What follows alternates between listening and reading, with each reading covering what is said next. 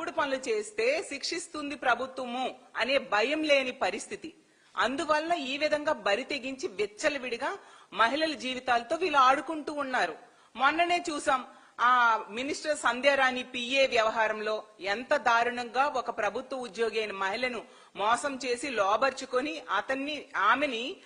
అతను వేరే వాళ్ళకు కూడా తాచడానికి ప్రయత్నిస్తే ఏమైనా న్యాయం జరుగుతుందేమో అని చెప్పి అందరూ ఆశించడం జరిగింది. నెల రోజుల తర్వాత చూస్తే ఎవరైనా నిందితుడు జైల్లో కూర్చుంటాడు, కానీ ఈ కూటమి ప్రభుత్వంలో ఆ బాధితురాలు జైల్లో కూర్చుంది. అలాంటి దారుణమైన పరిస్థితులు ఈ రాష్ట్రంలో నెలకొని ఉన్నాయి.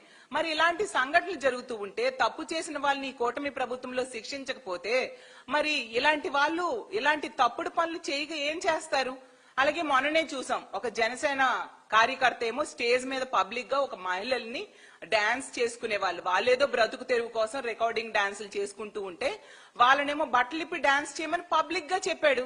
మరి అతని మీద ఏమైనా కేసు పెట్టి అరెస్ట్ చేశారా? ఈ కూటమిలో ఎంతమంది నాయకులు ఉన్నారు, ముఖ్యమంత్రి గారు ఉన్నారు, పవన్ కళ్యాణ్ గారు ఉన్నారు, మహిళా హోం మంత్రి ఉన్నారు, లోకేష్ గారు ఉన్నారు. మరి ఎందుకు అతని మీద కూడా ఎటువంటి కేసు లేదు? ఇలాంటి తప్పుడు పనులు చేస్తూనే వాళ్ళ మీద కేసులు పెట్టకపోవడం వల్ల వీళ్ళు బరి తెగించేస్తూ ఉన్నారు. ఈ రాష్ట్రంలో ఈ కూటమి ప్రభుత్వం వచ్చాక అడుగడుగున మహిళల మీద అఘాయిత్యాలు, అత్యాచారాలు, హత్యలు మనం చూస్తూ ఉన్నాము. ప్రతి సందర్భంలో కూడా ఎక్కువగా ఇలాంటి తప్పుడు పనులు చేసేవాళ్ళు ఈ కూటమిలో ఉన్న ఎమ్మెల్యేలు అవ్వచ్చు, వాళ్ళ నాయకులు అవ్వచ్చు, తెలుగుదేశం పార్టీ జనసేన కార్యకర్తలు. మన ప్రతి సందర్భంలో చూస్తూ ఉంటే ఒక్కరి మీద కేసు లేదు, తిరిగేమో ఆ బాధితుల మీద కేసులు పెట్టే పరిస్థితి.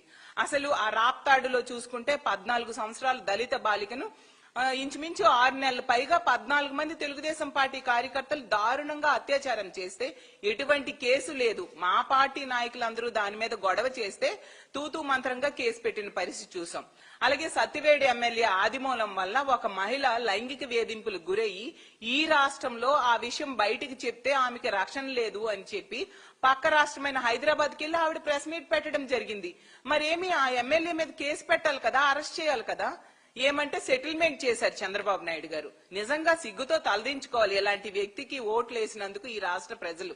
అలాగే తీసుకుంటే మనం ఆ కిరణ్ రాయల్ అనే వ్యక్తి, ఆ జనసేన ఇన్ఛార్జ్, అతను లక్ష్మి అనే మహిళను ఎంత దారుణంగా మోసం చేస్తే ఆమె పబ్లిక్ గా బయటకు వచ్చి చెప్తే ఎటువంటి కేసు కూడా ఆ కిరణ్ రాయల్ మీద లేని పరిస్థితి.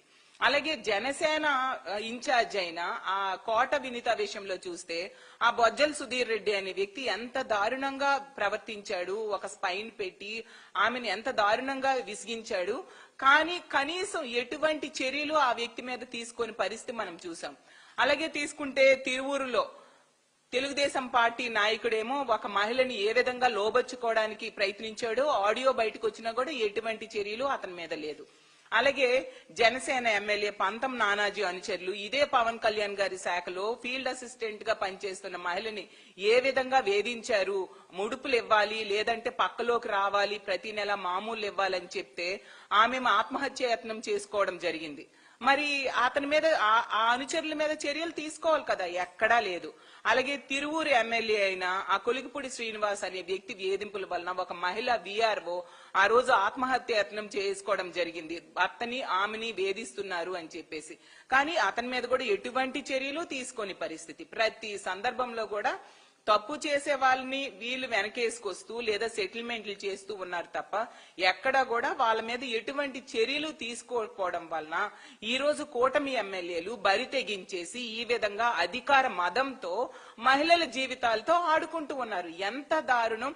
ఆ మహిళని ట్రాప్ చేయడమే కాకుండా లోబర్చుకున్నాడు, అలాగే పెళ్లి చేసుకుంటానని మోసం చేశాడు, బెదిరించాడు, అలాగే కొట్టడం జరిగింది. ఆమె ఎంత బాధపడి ఉండి అలా వీడియో విడుదల చేస్తుంది అర్థం చేసుకోండి. ఇలాంటి వాళ్ళకా ఎన్నుకున్నాము అనేసి ఈ రోజు నిజంగా ఈ రాష్ట్రంలో ఉన్న ఈ కూటమికి ఓట్లేసిన వాళ్ళు బాధపడుతూ ఉండే పరిస్థితి. మాట్లాడితే చాలా డైలాగ్స్ చెప్తూ ఉంటారు పవన్ కళ్యాణ్ గారు. తాట తీస్తాను, మహిళల మీద ఎవరైనా చేయి వేస్తే వాళ్ళ తాట తీస్తానని చెప్తారు పవన్ కళ్యాణ్ గారు. మరి పవన్ కళ్యాణ్ గారు మీ ఎమ్మెల్యే కదా ఇలాంటి పని చేశాడు, ఒక మహిళని ఎంత దారుణంగా మోసం చేశాడు, 5 సార్లు అబార్షన్ చేశాడు, ఆమె జీవితాన్ని నాశనం చేశాడు, లొంగకపోతే కొడుకుని చంపేస్తానని చెప్పి బెదిరించాడు కదా. ముందు తాట తీయండి, మీ ఎమ్మెల్యే తాట తీయండి, సుమోటోగా ప్రభుత్వం కేసు నమోదు చేసేట్టుగా చేయండి. అతన్ని అరెస్ట్ చేయండి, మీ పార్టీ నుంచి ముందు సస్పెండ్ చేయండి. పవన్ కళ్యాణ్ గారు దయించి సస్పెండ్ చేయండి అని అడుగుతున్నాం. అలాగే చంద్రబాబు నాయుడు గారు మాట్లాడితే చెప్తారు, ఎవరైనా ఈ రాష్ట్రంలో మహిళ మీద చేయేస్తే అదే చివరి రోజు అంట. చంద్రబాబు నాయుడు గారు ఇన్ని సంఘటనలు నేను చెప్పాను, మీ ఎమ్మెల్యేలు చేస్తున్నారు, మీ కూటమి ఎమ్మెల్యేలు చేస్తున్నారు, మీ నాయకులు చేస్తూ ఉన్నారు. మహిళల మీద చేయడం ఏంటి, వాళ్ళ మీద అత్యాచారాలు చేస్తున్నారు, హత్యలు చేస్తూ ఉన్నారు. మీరు ఎవరికి అదే చివరి రోజు అయ్యేట్టుగా చేశారు చంద్రబాబు నాయుడు గారు అని నేను అడుగుతూ ఉన్నాను. డైలాగ్స్ ఎవరికి కావాలి? చర్యలు తీసుకోండి, శిక్షించండి తప్పుడు పని చేసేవాడికి. ఇంకొకటి అలాంటి తప్పుడు పని చేయకుండా భయపడతారు.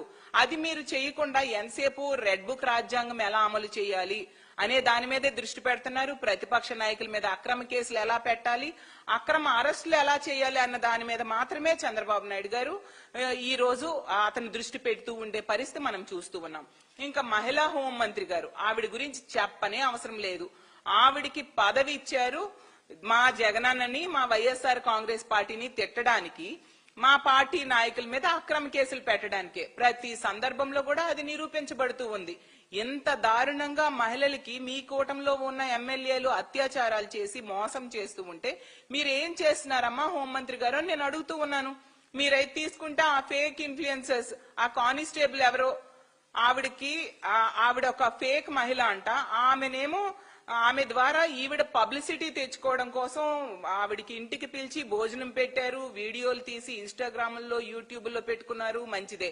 కానీ ఇక్కడ ఈ మహిళ, మీ తోటి మహిళ ఈ విధంగా మీ కూటమి ఎమ్మెల్యే వలన అన్యాయానికి గురైంది. ఎంత దారుణంగా దెబ్బలు కొట్టాడు, అత్యాచారం చేశాడు, 5 సార్లు అబార్షన్ చేశాడు, పిల్లడిని చంపేస్తానని భయపెట్టాడు. మరి అతని మీద ఎటువంటి యాక్షన్ మీరు తీసుకుంటారు? మా పార్టీ కార్యకర్తలు మా నాయకుడు బర్త్డే రోజు కేక్ కట్ చేస్తే ఒక కేసు, ఒక మేకను కోస్తే ఒక కేసు, వాళ్ళని పట్టుకుని నడి రోడ్డు మీద నడిపించారు కదా మహిళా హోంమంత్రి గారు. మరి ఈ వ్యక్తిని, ఈ జనసేన ఎమ్మెల్యేని ఇతని మీద కేసు పెట్టండి, అతన్ని నడి రోడ్డు మీద నడిపించండి. మరి ఆ సంధ్యారాణి పిఏ విషయంలో కూడా మీరు ఏం చేశారు? తిరిగి బాధితురాలి మీద కేసులు పెట్టిన పరిస్థితి మనం చూస్తూ ఉన్నాము. ఎంత దారుణంగా మీరు వ్యవహరిస్తూ ఉంటే మీకెందుకమ్మా ఆ పదవి? మీకెందుకు ఆ పదవి? మీరెందుకు ఇలాంటి పెద్ద పెద్ద పదవులు తీసుకొని మహిళలకి, ప్రజలకి రక్షణ ఇవ్వకుండా ప్రజల్ని ఈరోజు భక్షించే పరిస్థితి మీ నాయకులే చేస్తూ ఉంటే, మీరు చూస్తూ ఉంటే మీకెందుకు ఈ పదవులు అని నేను అడుగుతూ ఉన్నాను. అలాగే స్పీకర్ గారు ప్రతి మీటింగ్ లో, ప్రతి